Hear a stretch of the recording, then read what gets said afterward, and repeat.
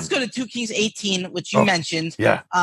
And so maybe this requires a bit of introduction. Yeah. Many people, when they just read the Bible in the straight up English or Spanish or German, whatever non-Hebraic language they're studying, it's very simple to think that,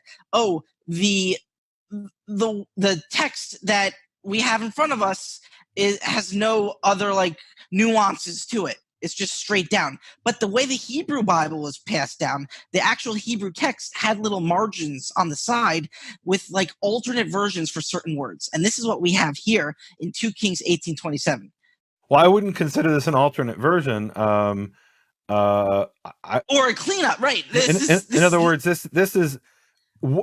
Here's how I would describe this. I mean, because this is a certain category of cricative, which are euphemisms, and that category is when you look at the biblical text in the text, you see one word, but when they read it publicly in the synagogue or in whatever context, they did not read that word because that word was considered offensive, and so they read a different word.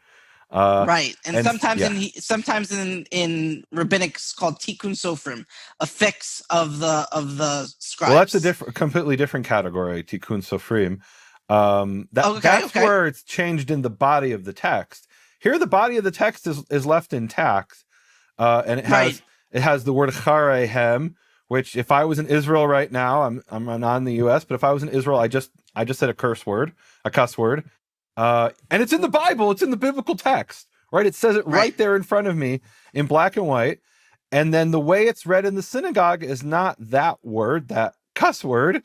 It's soatam, that which comes out of them, their excrement, right? Right, which is a little cleaner. Yeah. A little cleaner. And the context here is its famous story that I talk about all the time. I love this story. It's Rav Shakeh, and he talks about the men who are on the walls of Jerusalem. He's talking to the diplomats, the highfalutin leftists. And instead of talking, he said, I didn't come to talk to you guys. I came to talk to those who are sitting on the wall, eating their blank and drinking their blank with you. Meaning I'm not talking to you guys. I came here to talk, because they're trying to get him to talk in Aramaic. And he says, no, I'm going to talk in Hebrew, because this is directed at the men on the walls. So they know that you're going to lose this war. The simple man on the wall who doesn't know Aramaic, he only speaks Hebrew. And they're right now, because they're under siege, they're eating their excrement and drinking, it says, the water of their legs. But that doesn't say that in the body of the text. It's in the margin. In the body of the text, it has very vulgar words from the perspective of ancient Israel. And even today, right? The first word is even today. Right. After teaching this for so long, I've gotten used to saying, you see, I'm having difficulty. This is what this is all about. This is a word that begins with S and ends with T, and it's not sherbet.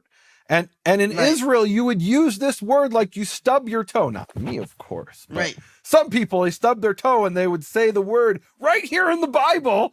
They would yell it out at the top of their lungs, or they would call me that if I cut them off in traffic. You X, right? They'd use that word, and it's there in the Bible, and they didn't read that. And I guess you're right. This shows that they were uncomfortable with these words, right? Why is it recorded in the Bible? Because apparently what Rav Shakeh said, Rav Shakeh used this word to shock people. And the Assyrians, So Rav Shakeh, this Assyrian general, he's kind of like the Donald Trump of the ancient world, right? And he's tweeting out, and people are like, okay, he's this high official. Did he just really use that word? I can't believe it. I'm scandalized by this. And he did it because he wanted to get your attention. Right.